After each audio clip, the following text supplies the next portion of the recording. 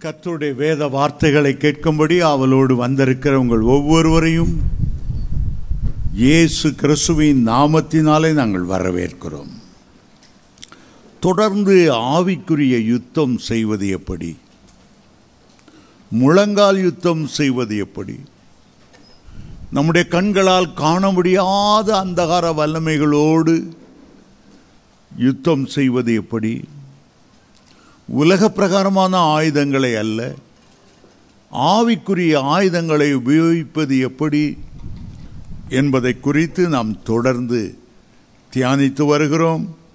இன்றைக்கும் தியானிக்க போகிறோம். எபேசியர்கள் நிருபம் 6ஆம் அதிகாரம் 11ஆம் வசனத்திலிருந்து சில வசனங்களை நான் வாசிக்க விரும்புகிறேன். எபேசியர் 6ஆம் அதிகாரம் 11ஆம் வசனத்திலிருந்து. எபேசியர் 6:11. நீங்கள் பிசாசின் தந்திரங்களோடு எதிர்த்து நிற்க திராணி உள்ளவர்களாகும்படி தேவனுடைய சர்வாயுத வர்க்கங்களையும் தரித்து கொள்ளுங்கள்.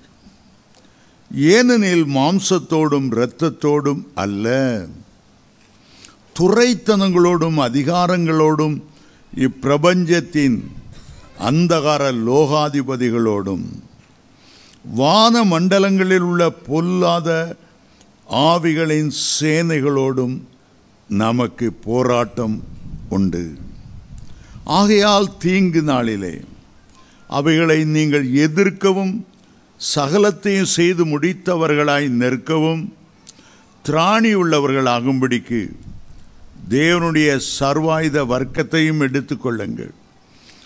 சத்தியம் கச்சையை உங்கள் அறையிலே கட்டினவர்களாகவும் நீதி என்னும் மார்க்கவசத்தை தரித்தவர்களாகவும் சமாதானத்தின் சுவிசேஷத்துக்குரிய ஆயத்தம் என்னும் பாதரட்சிகளை கால்களை தொடுத்தவர்களாயும் பொல்லாங்கனியையும் அக்கினி அஸ்திரங்களையெல்லாம் அவித்து போடத்தக்கதாயும் எல்லாவற்றுக்கும் மேலாக விசுவாசம் என்னும் கேடகத்தை பிடித்து கொண்டவர்களாயும் நெல்லுங்கள்.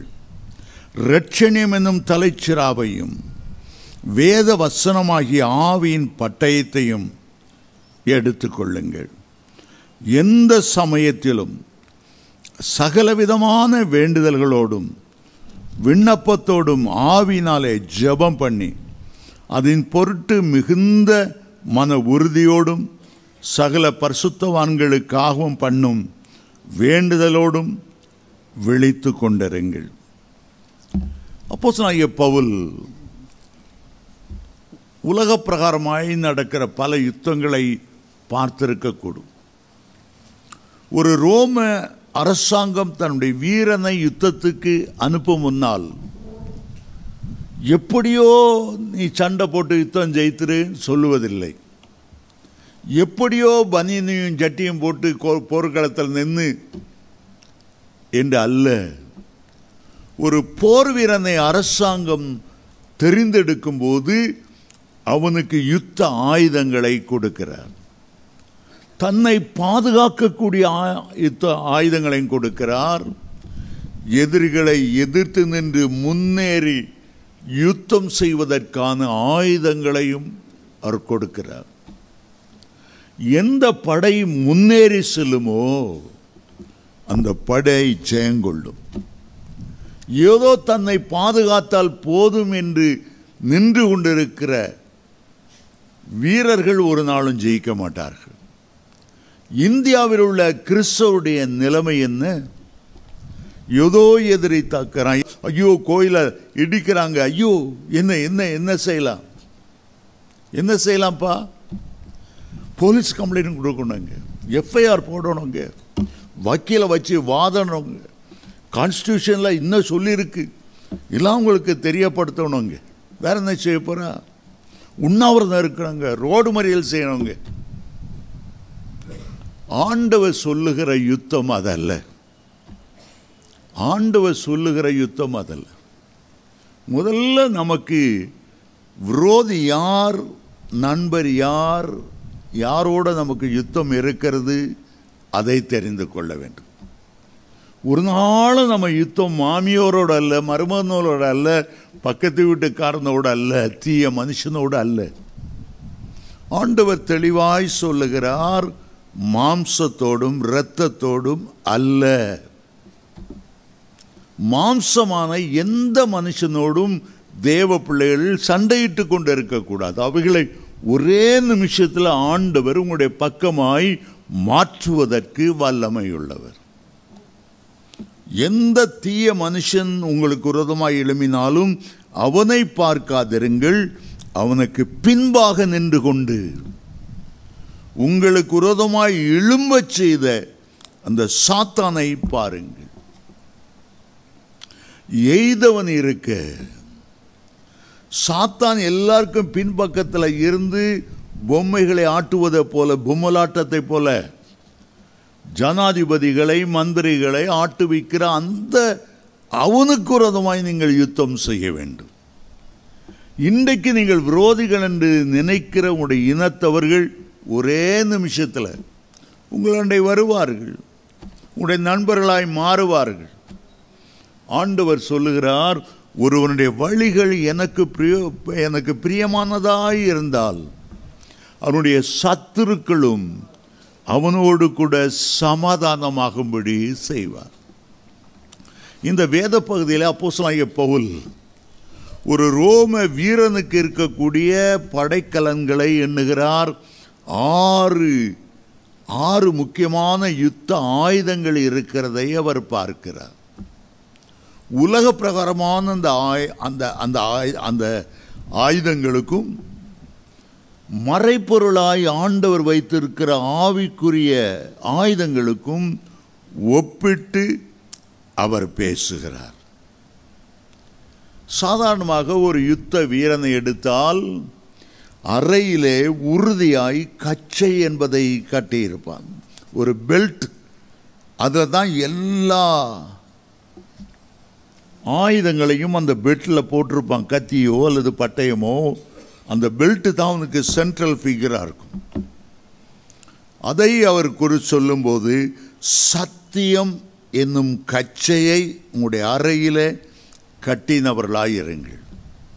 முதலாவது சொல்லுகிறார், முதலாவது கச்சையிலிருந்து ஆரம்பிக்கிறார்.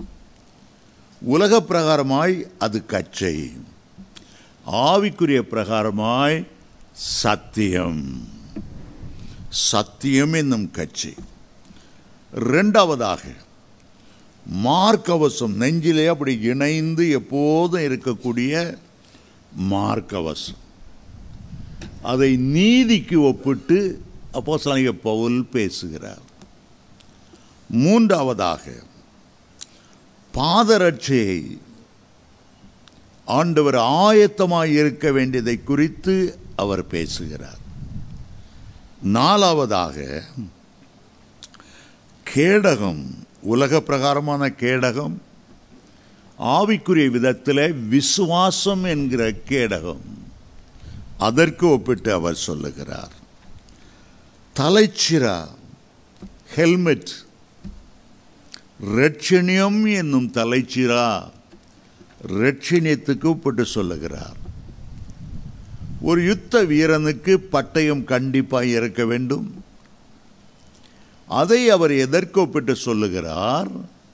வேத வசனம் என்னும் ஆவிக்குரிய பட்டயம் என்று குறிப்பிடுகிறார். உலக பிரகாரமான ஒரு ராஜா தன்னுடைய போர் வீரனுக்கு என்ன தரிப்பிப்பார், அதே இதை ஆவிக்குரிய பிரகாரமாக ராஜாதி ராஜா தம்முடைய பிள்ளைகளுக்கு எப்படி அவர் தரிப்பிக்கிறார். சாதாரணமாக நமக்குள்ளே இருந்து வருகிற 3 எதிரிகள் உண்டு. நமக்குள்ளே இருந்து வருகிற பல விதமான இச்சைகளாகிய முதலாவது கண்களின் இச்சை, மாம்சத்தின் இச்சை, ஜீவனத்தின் பெருமை. இது நமக்குள்ளேயே இருந்து கிரியை செய்யும்படி சாத்தான் அதை ஏவி விடுகிறான். வெளியே இருந்து வருகிற 3 எதிரிகள் உண்டு.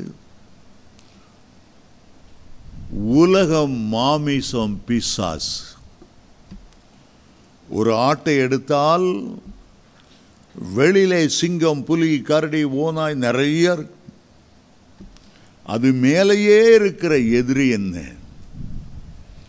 ஆடு எங்கே போனாலும் கூடவே போகிற உண்ணி வகைகள், கொடிய இரத்தத்தை குடிக்கக்கூடிய ஈ வகைகள், அதன் காதுக்குள்ளே மூக்குக்குள்ளே இருக்கிற சில புழுக்கள், சில பேன்கள் வெளியிலிருந்து தாக்காது, உள்ளே இருந்தே அதற்கு இரத்தத்தை குடிக்கும், பலனை இழக்கச் செய்யும். தேவ பிள்ளைகள் தங்களுடைய போர் ஆயுதங்கள் என்ன என்பதை முதலாவது அறிந்து கொள்ள வேண்டும். சர்வாயுத வர்க்கங்கள் வேறு, போர் ஆயுதங்கள் வேறு. ஒவ்வொரு பரிசுத்தவான்களும் உலக பிரகாரமான எதிரிகளை எப்படி ஜெயித்தார்கள் என்று பழைய ஏற்பாட்டிலே வாசிக்கலாம். அவை புதிய ஏற்பாட்டிலே ஆவிக்குரிய ஆழமான சத்தியங்களுக்கு அடையாளமாயிருக்கிறது. மோசே தன்னுடைய போர் ஆயுதமாக ஒரு கோலை வைத்திருந்தார். அது தேவனுடைய கோலாகும்படி தரையிலே போட்டு அது பாம்பாகி பிறகு அதனுடைய வாளை பிடித்தது, தேவனுடைய கோலாய் மாறிற்று.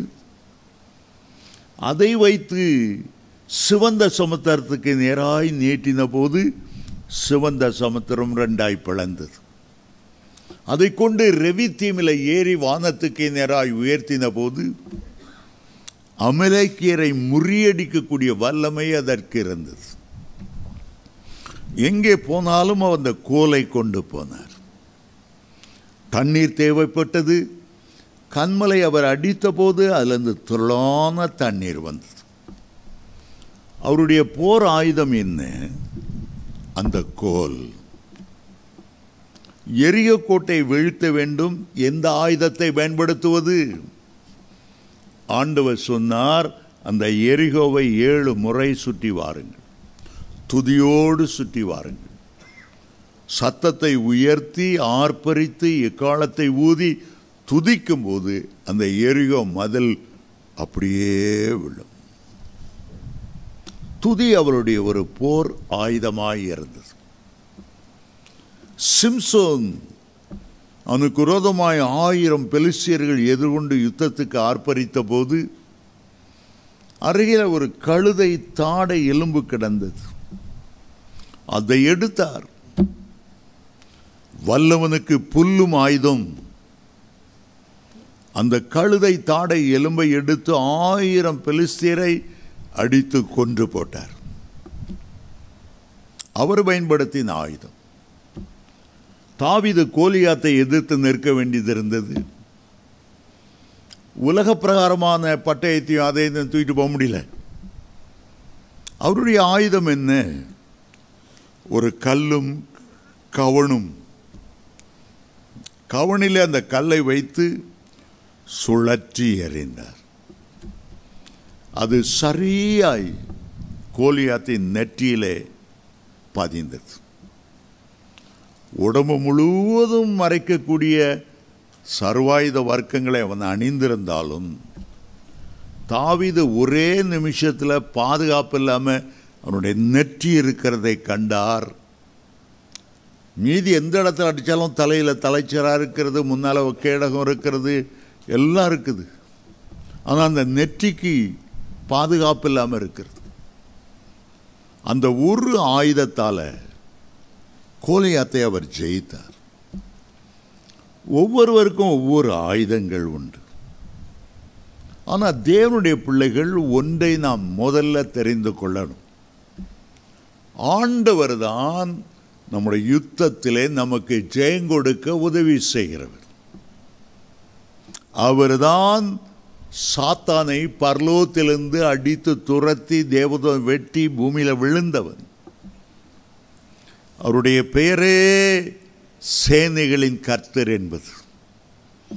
தாவீது அவருடைய பெயரை சொல்லும்போது இஸ்ரவேலின் இராணுவங்களின் தேவனாகிய கர்த்தருடைய நாமத்தில் வருகிறேன் என்று சொன்னார். முதலாவது நீ என்ன யுத்தம் சந்தித்தாலும், உன்னுடைய குடும்பத்தில் என்ன போராட்டம் இருந்தாலும், யுத்தம் கர்த்தருடையது, தோல்வி சாத்தானுடையது, ஜெயமோ நம்முடையது. நமக்கு ஜெயம் கொடுக்கிற தேவனுக்கு ஸ்தோத்திரம்.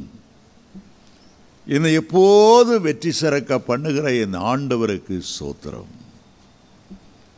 பல இடங்களிலே ஆண்டவர் திரும்ப திரும்ப சொல்லுகிறார், நீங்க சும்மா வந்திருங்கள், கர்த்தர் உங்களுக்காக யுத்தம் செய்கிறவர். யாத்ராமம் 14:13 சொல்லுகிறார், இன்று கண்ட எகிப்தியரை இனி நீங்கள் காணப்போவதில்லை. 14ஆம் வசனத்தில் தான் சொல்லுகிறார், கர்த்தர் உங்களுக்காக யுத்தம் செய்வார். யுத்தம் செய்கிறதை எகிப்தியர் பார்த்தார்கள். சிவந்த சமுத்திரம் இஸ்ரவேலருக்கு வழி திறந்து கொடுக்கிறதை பார்த்தார்கள். இஸ்ரவேலை பின்தொடர்ந்து வரும்போது எகிப்தினுடைய ரதத்தின் அந்த வீல் சக்கரங்கள் கலந்து விழுகிறதை பார்த்தார்கள். அவர்களால் முன்னே சென்று யுத்தம் செய்ய முடியாதபடி ஒரு மேகம் அவர்களை தடுத்து கொண்டு நிற்கிறதை பார்த்தார்கள். யாத்ராமம் 15:25 சொன்னார்கள், கர்த்தர்தாமே இஸ்ரவேலருக்கு ஆதரவாக துணை நின்று எகிப்தியருக்கு விரோதமாய் யுத்தம் பண்ணுகிறார் என்பதை கண்ணால கண்டு அவர்கள் சொன்னார். ஒரு மேக சம்பவம் அவர்களுக்கு நடுவில் நின்றது, இஸ்ரவேலருக்கு ஒளியை கொடுத்தது. ஆனால் எகிப்தியருக்கு அது மந்தாரமும் இருளும் காரிருளுமாய் இருந்தது. இஸ்ரவேல் எல்லாம் கடந்து போன பிறகு மோசே அந்த கோலை நீட்டின போது 2 பக்கம் பிரிந்திருந்த சிவந்த சமுத்திரம் பெரிய சத்தத்தோடு மூடிக்கொண்டது. பார்வோனும் அவனுடைய சேனைகளும் தண்ணீரிலே அமிழ்ந்து மரித்து போனார். ஆகவேதான் மோசேயை திரும்ப திரும்ப சொல்லுகிறார், கர்த்தர் உங்களுக்காக யுத்தம் செய்வார். இப்பொழுது அவர்கள் வனாந்தரத்தை தாண்டி கானானுக்குள்ளே பிரவேசிக்க போகிறார்கள். கானானிலே 7 பலத்த ஜாதிகள் இருக்கிறார்கள். கானானிலே 31 ராஜாக்கள் அரசாண்டு கொண்டிருக்கிறார்கள். கானானிலே ஏனோக்கின் புத்திரரை போல பெரிய பலசாலிகள் இருக்கிறார்கள். அரணான பட்டணங்கள் இருக்கின்றன. இரும்பு தாழ்பாள்களும் வெண்கல கதவுகளும் இஸ்ரவேலருக்கு சவால் விடுகிறது. மோசே சொன்னார், உபாகமம் 3ஆம் அதிகாரம் 22ஆம் வசனத்திலே, நீங்கள் அவர்களுக்கு பயப்படாதிருங்கள், உங்கள் தேவனாகிய கர்த்தர்தாமே உங்களுக்காக யுத்தம் செய்வார். கானானிய சேனைகள் இருக்கின்றன. 31 ராஜாக்கள் இருக்கிறார்.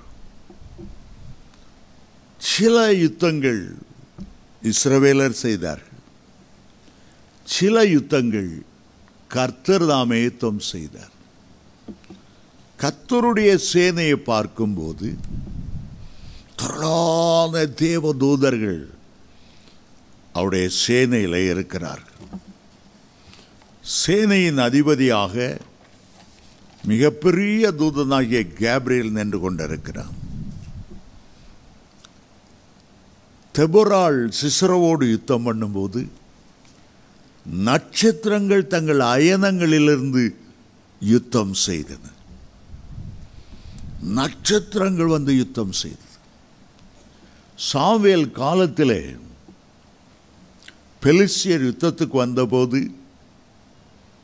வேதம் சொல்லுகிறது, பலத்த இடி முழக்கத்தை ஆண்டவர் கட்டளையிட்டார். பலத்த மின்னல் தாக்கி ஆயிரக்கணக்கான பேர் செத்தார். கல் மழையை அனுப்பினார். அந்த மழையினால அந்த சேதம் பட்டது. இன்னொரு தடவை 3 இடத்துல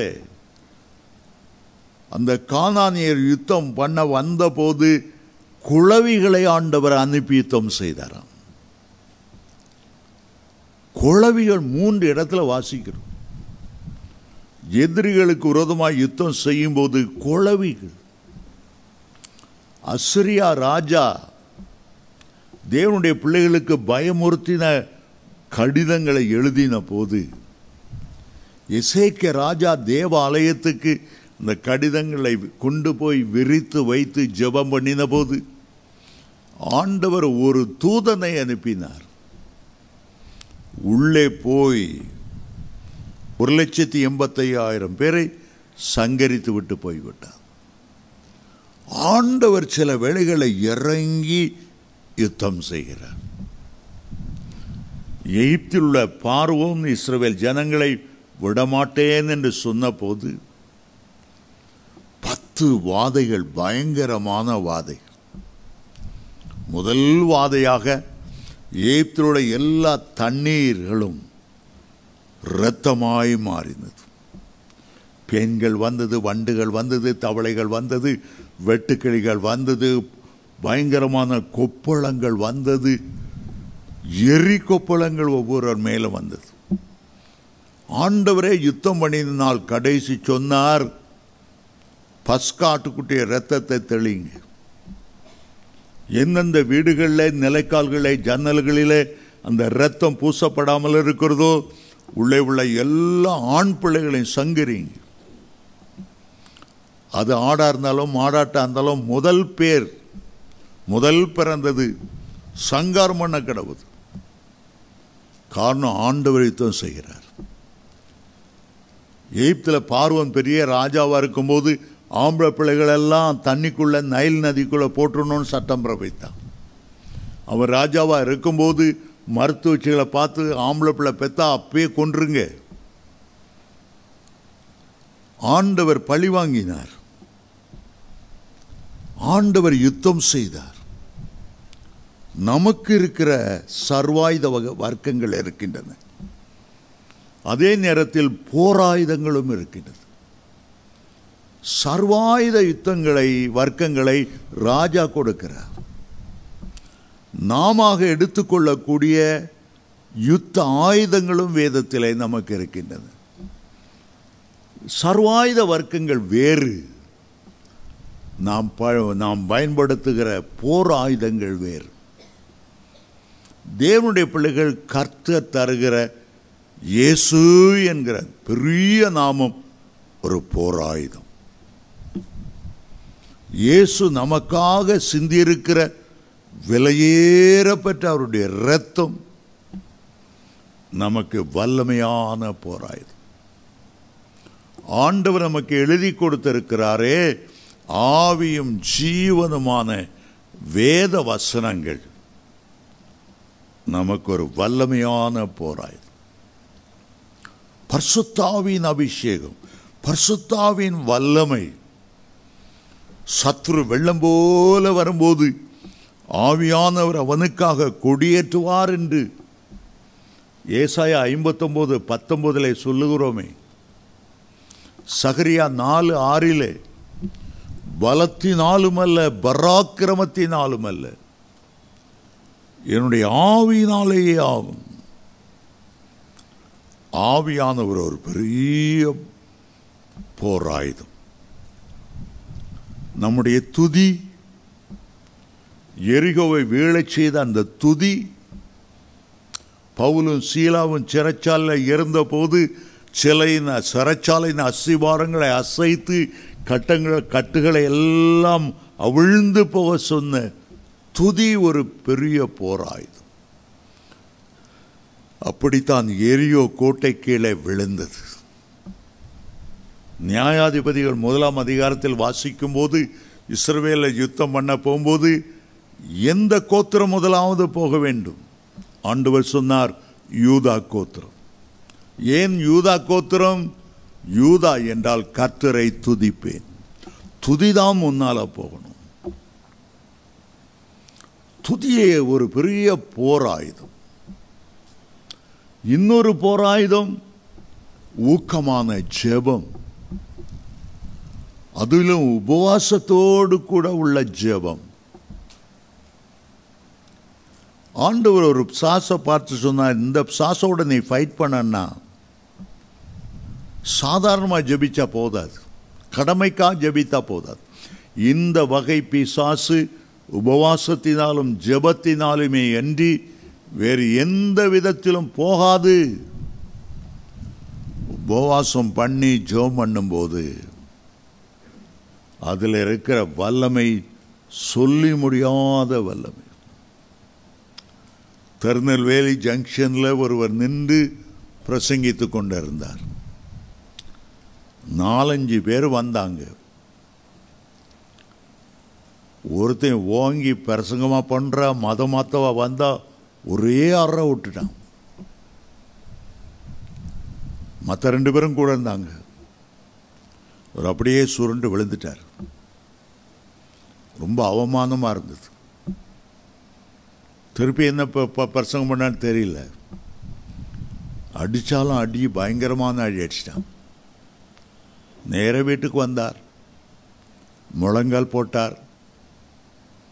ஆண்டவரே, நீர் வானத்திலும் பூமியிலும் சகல அதிகாரமுடையவர். என்ன அடிக்கும் போது இந்த மிகாவேல் தேவதூதன் என்ன பண்ணிட்டு இருந்தான்? நீ சேனைகளின் கர்த்தர் என்பது உம்முடைய நாமம் அல்லவா? ஒன்றும் சாப்பிடல. போசம் பண்ணார், ஜெபம் பண்ணார். ஒருவன் தலதறிக்க ஓடி வந்தான். ஐயா, உங்களை அடிக்க 3 பேரும் வந்தோம். அதில் ஒருத்தன் தான் இருந்தான். உங்களை அடித்து கொஞ்ச நேரத்தில் அவன் மேலே ஒரு பஸ் ஏறி போயிடுச்சு, செத்து போயிட்டான். ஐயா, எனக்கு பயமாக இருக்கிறது. ஏதோ ஒன்று பயங்கரமான நடக்க போகணும், ஒரே பயமாக இருக்கிறது. என்னை மன்னிச்சு என்னை காப்பாற்றுங்க. அதே சாயங்காலம் அடுத்தவனுக்கு பைத்தியமாகி இன்னைக்கு வரைக்கும் அவன் பைத்தியமாக இருக்கிறான்.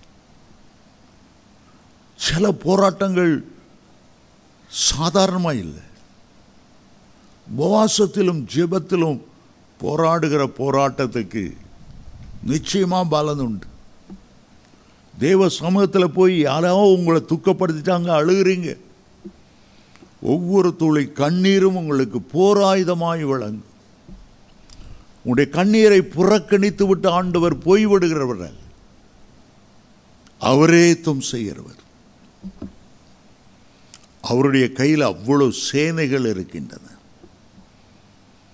ஆதியாகமம் 32ஆம் அதிகாரம், யாக்கோபு பிரயாணப்பட்டு போகும்போது பெரிய தேவதூதர் சேனை அவருக்கு சந்தித்ததாம். யாக்கோபை சந்திக்க முடிய ஆண்டவர் அனுப்பினார். பெரிய சேனை ஓண்ட இருக்கப்பா. அதை பார்த்து ஆச்சரியப்பட்டு யாக்கோபு அந்த இடத்துக்கு மக்னாயீம் என்ற பெயரை வைத்தார். மக்னாயீம் என்றால் கர்த்தருடைய சேனை, தேவ தூதர்களுடைய சேனை. ஒரு விசை எலிசாவை பிடிக்கும்படி அசிரிய ராஜா பெரிய படை அனுப்பினான், ஒரு மனுஷனை பிடிக்கும்படி. அதை பார்த்த உடனே எலிசாவினுடைய வேலைக்காரன், ஐயோ ஆண்டவனே, நமக்கு விரோதமா படையா வந்து இறங்கி இருக்கிறது. எலிசா சொன்னார், பயப்படாதே, அவர்களோடு இருக்கிறவர்களை பார்க்கலாம் நம்மோடு கூட இருக்கிறவர்கள் அதிகமான பேர். ஆண்டவரே, அவனுடைய கண்களை திறந்தருளும் என்று ஜெபம் பண்ணினார்.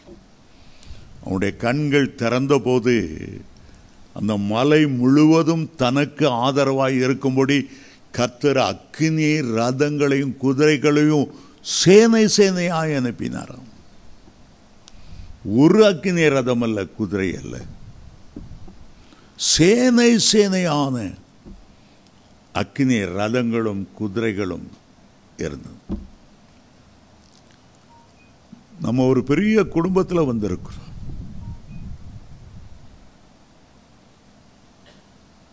தாவீது சொல்லுகிறார், சேனைகளின் கர்த்தர் நம்மோடு இருக்கிறார், யாக்கோபின் தேவன் நமக்கு உயர்ந்த அடைக்கலமானவர் என்று.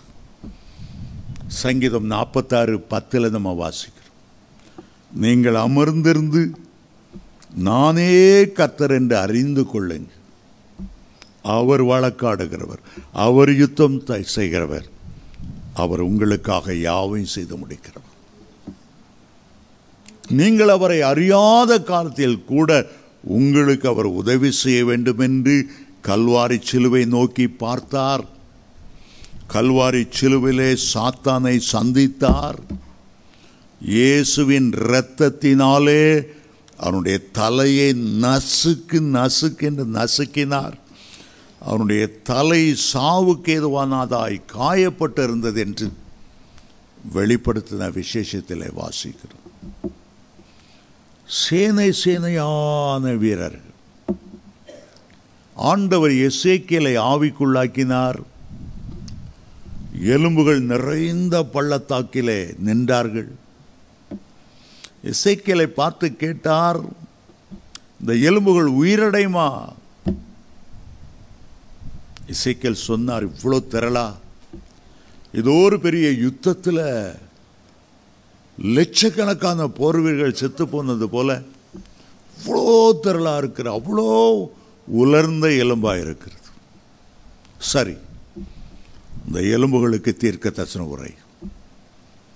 உலர்ந்த எலும்புகளே, கர்த்தருடைய வார்த்தை கேளுங்க. உங்களுக்குள் ஆண்டவர் நரம்புகளை உண்டாக்குவார், மாம்சத்தை உண்டாக்குவார், தோலினால் மூடுவார், பிறகு ஆவியை கட்டளையிடுவார். அப்பொழுது நீங்கள் உயிர் அடைந்து, வேதம் சொல்லுகிறது, பெரிய தேவ சேனையாய் அவர்கள் மாறிவிட்டார்கள். முன்பு அவர்கள் உலர்ந்த எலும்புகள், இப்போது அவர்கள் காலூண்டி நிற்கிற தேவ சேனை. விசுவாசிகள் உலகம் எங்கும் ஒரு பெரிய சேனை போல இருக்கிறார். சேனை போல இருக்கிறார். 2 மாதத்துக்கு முன்னால எனக்கு உடம்பு சரியில்லை. வாட்ஸ்அப்பில் எழுதினேன், எனக்கா ஜெபம்னுங்க. மயக்கமாக இருக்கிறது. எல்லாரும் எழுந்தாங்க, கண்ணீரோடு ஜெபிக்கிறோம், உபவாசம் பண்ணி ஜெபிக்கிறோம், சர்ச்சில் எழும்பி ஜெபம். அவ்வளோ விசுவாசிகள், சேனை சேனையாக இருக்கிற விசுவாசிகள் ஒன்று சேர்ந்து ஜெபித்தா என்ன ஆகிறது? கர்நாடகா மாநிலத்தில் ஆண்டவர் செய்த பெரிய மாற்றம் மனுஷனால் செய்ய முடியாதது. ஆண்டவர் அந்த மாற்றத்தை கொண்டு வந்தார். சின்ன காரியமோ பெரிய காரியமோ விசுவாசிகள் எல்லாம் ஜெபம் பண்ணும்போது எனக்கு பிரச்சனை தீர்ந்தது மட்டும் இல்லை, சின்ன சின்ன பிரச்சனை, சின்ன சின்ன பலவீனம், சின்ன சின்ன வியாதி, சின்ன சின்ன சொரியல் ஊரல் கூட இல்லாதபடி முற்றிலுமாக சுகமாக ஆண்டவர் உதவி செய்தார். ஏன்னா ஜெபிக்கும் போது அவ்வளோ பேர் நமக்காக பாரம் எடுத்து ஜெபிக்கிறார்கள். விசுவாசிகளுடைய ஜெபம் மகா வல்லமை உள்ள ஜெபம். நாம் ஒரு பெரிய குடும்பத்தில் வந்திருக்கிறோம்.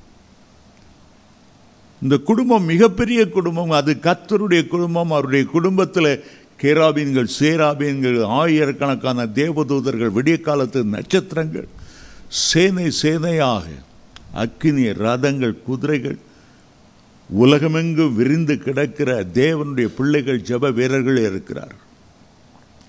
கர்த்தருடைய குடும்பத்தில் நம்ம மைனாரிட்டியாக இல்லை, நம்ம தான் மெஜாரிட்டியாக இருக்கிறோம். நம்ம தான் மெஜாரிட்டியாக இருக்கும். சாத்தானோடு இருக்கிறவனிலும் நம்மோடு கூட இருக்கிறவர் பெரியவர். அவனோடு கூட இருக்கிற யுத்த வீரர்களை பார்க்கலும் நம்மோடு கூட இருக்கிற தேவதூதர்கள் அதிகமான பேர். உலகத்தார் எவ்வளவு யுத்தங்களை கொண்டு வந்தாலும் அக்கினி ரதங்களையும் குதிரைகளை வைத்து ஆண்டவருக்கு முன்பாக எதிர்த்து நிற்கவே முடியாது. பூமியில் மட்டுமல்ல, வானமண்டலத்திலும் யுத்தம் உண்டானது என்று வெளிப்படுத்தல் 12:7 வாசிக்கிறோம். வானத்திலே யுத்தம் உண்டாயிற்று. ஆண்டவர் என்ன யுத்த ஆயுதங்களை பயன்படுத்தினார், என்ன சர்வாயுத வர்க்கங்களை பயன்படுத்தினார்? ஒன்றுமில்லை. வானமண்டலத்தில் பொல்லாத ஆவிகள் சேனைகள் நிறைந்திருக்கிறது. துரைத்தனங்கள், அதிகாரங்களை, பிரபஞ்சத்தின் லோகாதிபதிகள், வானமண்டலத்தில் உள்ள பொல்லாத ஆவிகளின் சேனைகள், உலகத்தின் அதிபர் எல்லாம் நிற்கிறாங்க. ஆண்டவர் மிகாவேல் தூதனை அனுப்பினார்.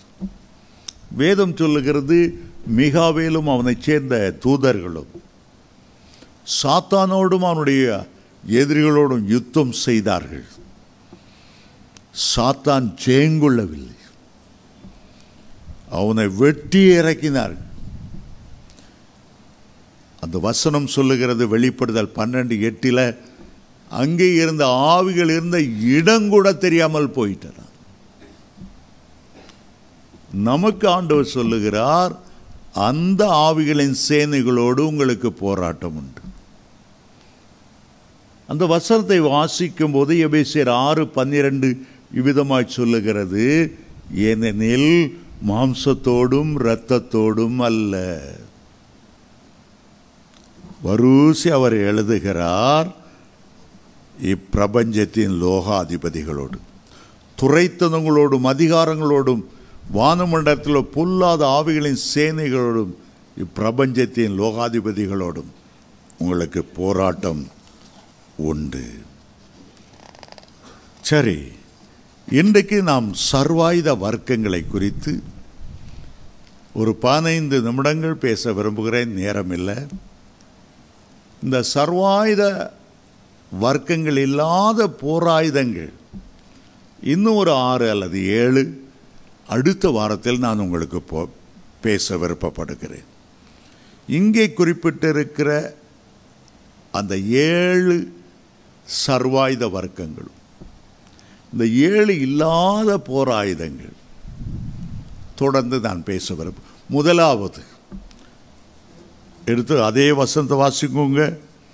எபேசியர் 6:14 சொல்லுகிறது, சத்தியம் என்னும் கச்சையை உங்கள் அறையிலே கட்டினவர்களாகும்.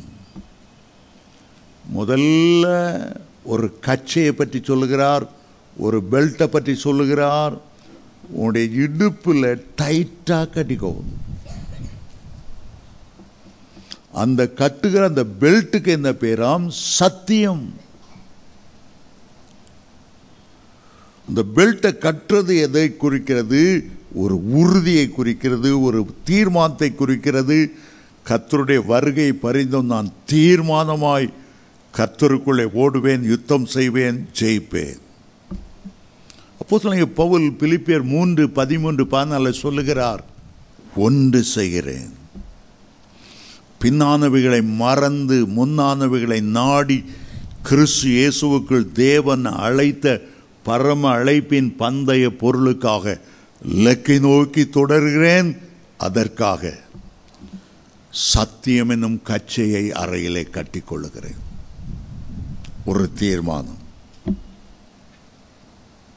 அறையை கட்டிடும். ஏன் அறையை கட்டணும்? எங்கள் கிராமத்தில் சில நேரம் இந்த கிணத்து பக்கம் போனால் ஒவ்வொருத்தரும் 20 குடம் 30 குடம் 40 குடம் தண்ணி எடுப்பாங்க. எங்கள் தோட்டத்துக்கு ஒரு பாட்டியமாக வெயில் காலத்தில் கொண்டு ஊற்றுவாங்க. ஒவ்வொரு குடத்துக்கு இவ்வளோ காசுன்னு காசு வாங்கிக்குவாங்க. அந்த தண்ணி எடுக்கிறதுக்கு முன்னால் அவங்க பாவடையை நல்லா இறுக்கி கட்டிக்குவாங்க. எங்கள் ஊரில் மீன் வியாபாரிகள் உண்டு. கடற்கரையிலேருந்து இந்த மீன்களை வாங்கி 20 கிலோமீட்டர் அந்த காலத்தில் ஓடுவாங்க. இப்போ தான் பஸ்ஸு லாரியெல்லாம் வந்துட்டு, பஸ்ஸு லாரி வந்தால் கூட இவ்வளோ மீன்களை பஸ்ஸில் ஏற்ற மாட்டான். 2 பக்கம் ஒரு தோள் பட்டை இருக்கும், இந்த பக்கம் ஒரு கூடை இருக்கும், அந்த பக்கம் கூடை இருக்கும். ஒரு தம் பிடிப்பாங்க, அப்படி தோளில் வைப்பாங்க. குடு குடு குடு குடுன்னு 20 மைலுக்கு அங்கே உள்ள ஒரு மார்க்கெட்டில் வச்சு விற்க போகிறதுக்காக நடக்கிறாங்களா ஓடுறாங்களான்னு தெரியாது. குடு குடு அதுக்கு ஒரு பொடி நடன்னு சொல்லுவாங்க. அது என்ன நட, மிராசில் அதை விவரிக்க முடியாது, என்ன யாரும் பார்த்துருக்க மாட்டாங்க. சின்ன அடியாக வைப்பாங்க. ஆனால் ஓடுற மாதிரி தான் இருக்கும், நடக்கிற மாதிரியும் இருக்கும். நடக்கவும் இல்லை ஓடவும் இல்லை, ரெண்டுக்கும் இடையில ஒன்று. அப்படி நடக்கிறதுக்கு முன்னால், இந்த தம் பிடிச்சி தூக்கி வைக்கிறதுக்கு முன்னால் ஒரு டவலை எடுத்து இறுக்கி வைத்த கடிவாங்க. கச்சையினால் அறையை கட்டுறது போல கட்டிட்டு தான் அவங்க நடப்பாங்க. அது ஒரு மன உறுதி. அவங்கள பார்த்து கேளுங்க, ஏயா வயிற்ற போட்டு இவ்வளோ இறுக்கி கட்டிக்கோங்க. கட்டலைன்னா காலைல 5 இட்லி சாப்பிட்டது அங்கேயும் டொடங்னு ஓடிட்டுருக்கும். கொஞ்ச நேரத்தில் டயர்டாயிரும். நாங்கள் கொஞ்சம் தான் சாப்பிடுவோம். அந்த சாப்பாடும் அங்கங்கே அலமோதக்கூடாது. தம் பிடிக்கிறதுனா மன உறுதியை குறிக்கிறது. இடையில யாராவது மீன்கார கொஞ்சம் நெல், இங்கே 4 மீன்லாம் ஒன்றும் கிடையாது தான், நேராக அந்த மார்க்கெட்டில் தான் வைப்பேன். அது வரைக்கும் இடையில நிற்கவே மாட்டேன். இங்கே ஆரம்பிக்கிறது பரலோகத்தில் முடியணும். இடையில அங்கேயும் இங்கே பார்த்துட்டு ஓட முடியாது. சத்தியம் என்னும் கச்சையினாலே பேதுரு எழுதுகிறார், 1 பேதுரு 1:13, உங்களுடைய மனதின் கச்சையை, உங்களுடைய மனதின் அறையை கட்டிக்கொண்டு, உலக பிரகாரமான இடுப்பை கட்டுற மாதிரி இருக்கும். உன் மனசுக்கு கச்சையானால ஒரு தீர்மானம் பண்ணிடணும். உடைய மனசு அலைமோதக்கூடாது. முழங்கால் படியிடும்போது என்ன வாட்ஸ்அப் வருது, என்ன கால் வருது, அது பாட்டிருக்காத. ஐயோ சட்டி பானை ஏதோ உருட்டுற மாதிரி பூனை வருத, வந்தால் வந்துட்டு போட்டு அரை கதவுக்குள்ளே போ, கதவு மூடிக்கோ, ஜெபம் பண்ணு. மன உறுதி இல்லைன்னா, ஜெபம் பண்ணணுங்கிற ஒரு ஊக்கம் இல்லைன்னா, உன்னுடைய தீர்மானத்தை சாத்தான் கலைச்சிட்டு போயிடுவான். ஆகவே அவர் சொல்லுகிறார், உன்னுடைய மனதின் அறை கட்டப்பட்டிருக்கும். இயேசு கிறிஸ்து தம்முடைய வருகை குறித்து சொல்லும்போது லூக்கா 12:35-36 3 காரியங்களை சொன்னார்.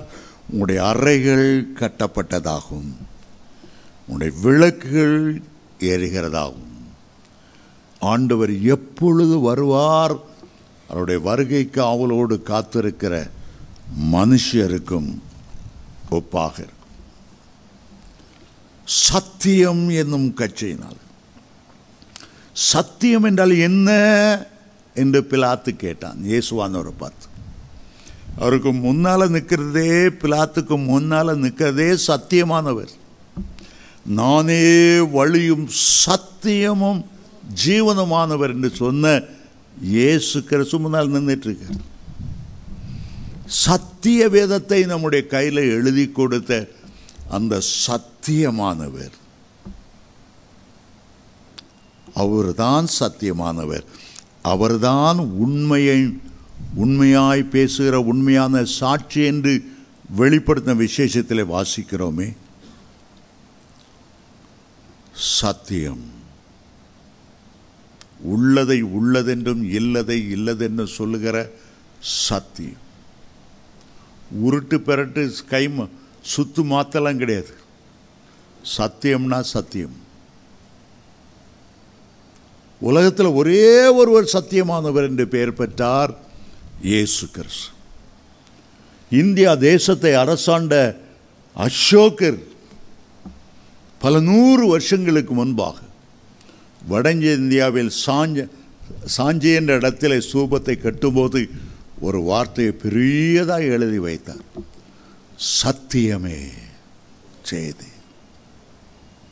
உலகத்தில் ஆயிரக்கணக்கான மார்க்கங்கள், தத்துவ ஞானிகள், புராணங்கள் இருந்தாலும் அவை ஒன்றும் ஜெயம் பெறாது. சத்தியமானவர் தான் ஜெயம் பெறுவார். இயேசு ஒருவர் தான் ஜெயம் பெறுவார். அவர் ஒருவர் தான் ராஜாதி ராஜாவாய், கத்தாதி கத்தராய் அரசாளுவார். சத்தியமே ஜெயதே.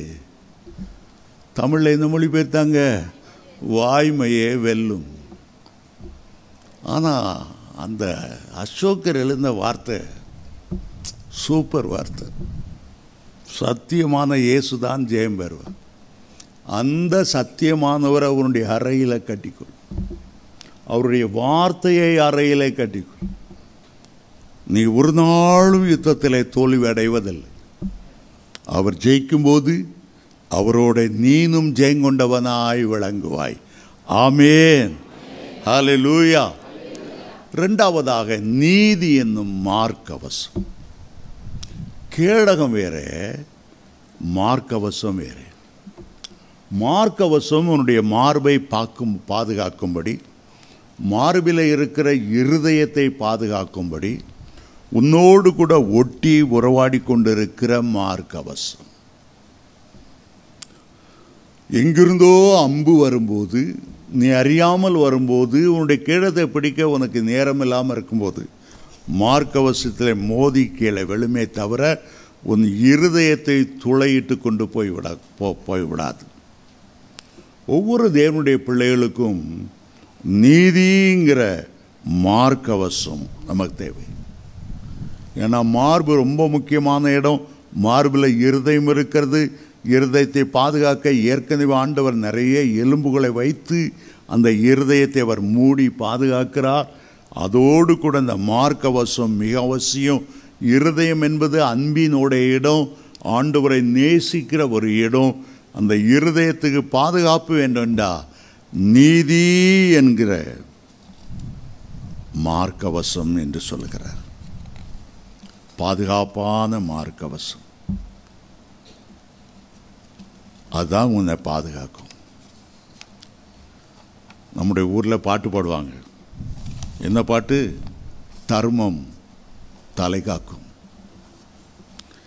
தர்மம் தலை காக்கும். ஆனால் அதோட முக்கியம் இருதயம். ஆண்டவர் சொல்லுகிறார், எல்லா காவலோடும் உன் இருதயத்தை காத்துக்கொள். அது ரொம்ப முக்கியம்.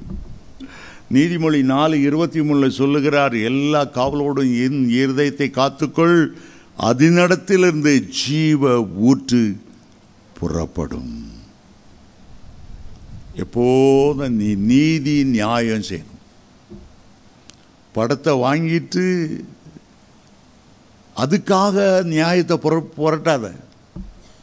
என்னதான் பிரசங்கியாராக இருந்தாலும் உலகத்தில் வாழ்கிறதுனால சில அநீதிகளை பார்க்கும்போது, சாலமோன் அந்த காலத்தில் எழுத, நீதிமன்றத்தை பார்த்தேன், அங்கே அநீதி இருந்தது.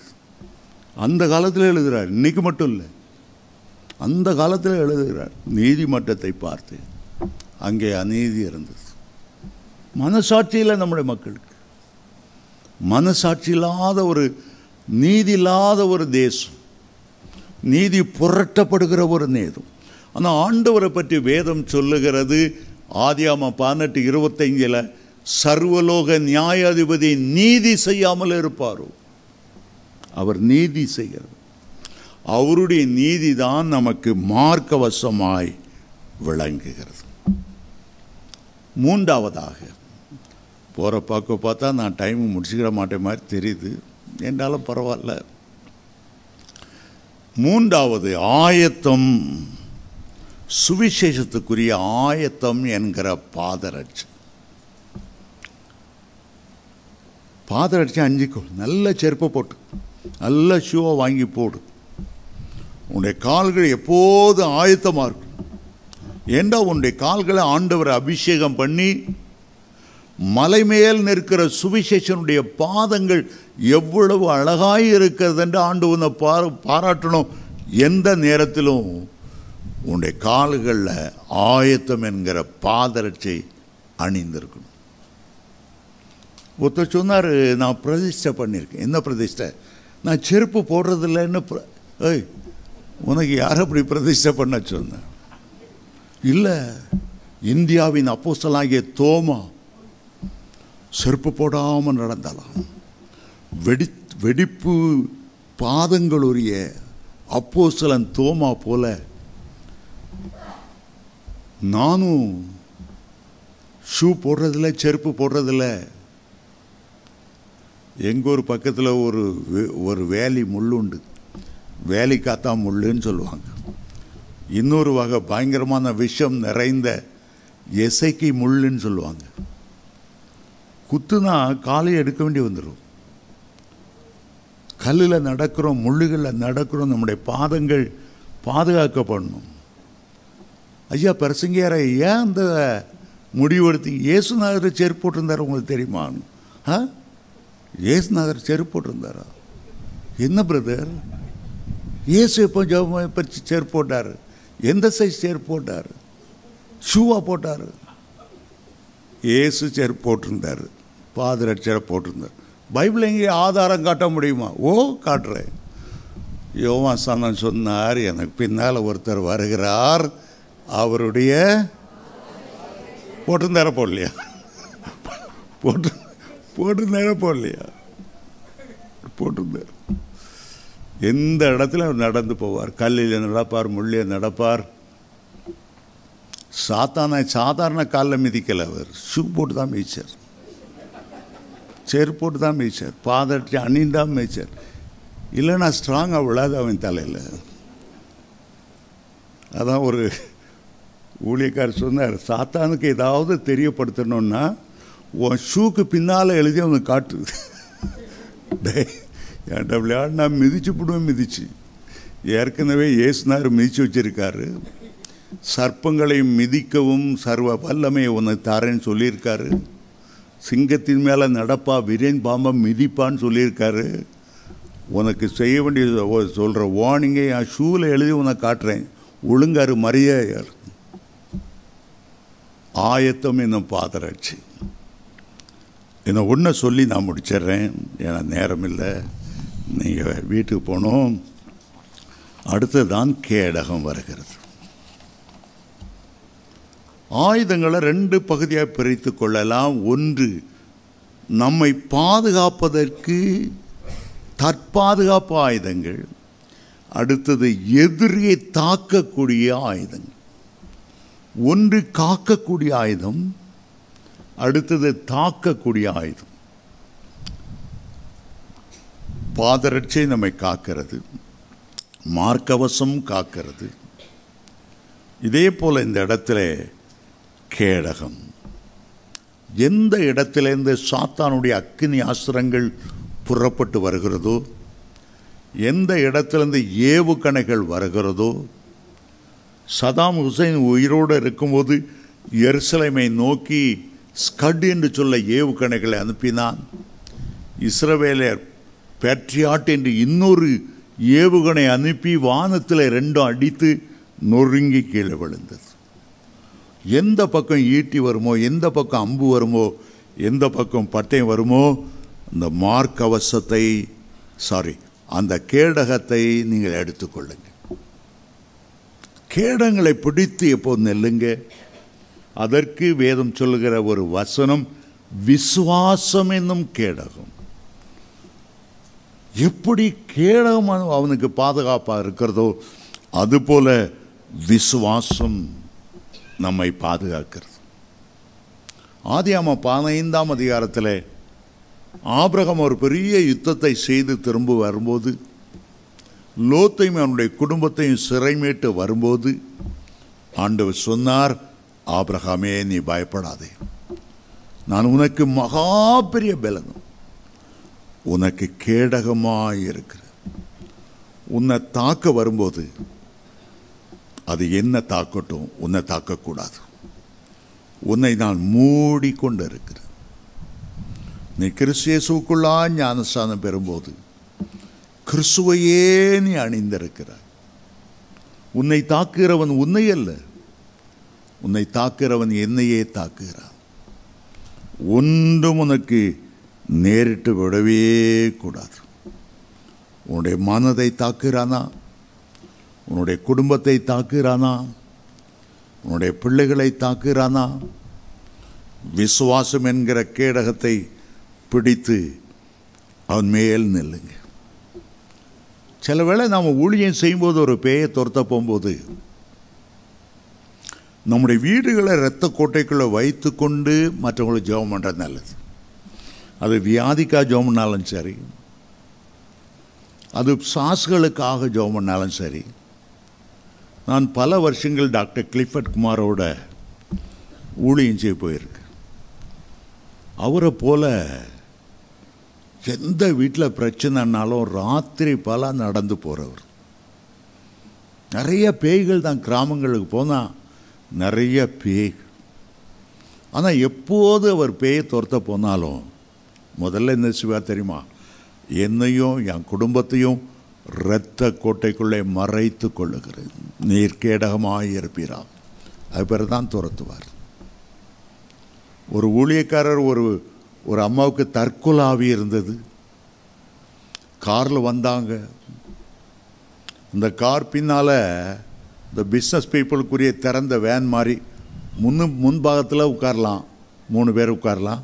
பின்பாகத்தில் லக்கேஜ் அதெல்லாம் வரக்கூடிய அது கார் மாதிரியும் இருக்கும், ஒரு குட்டி பொருளை தூக்கிட்டு போகிற ஒரு மினி வேனா அப்படி இருக்கும்.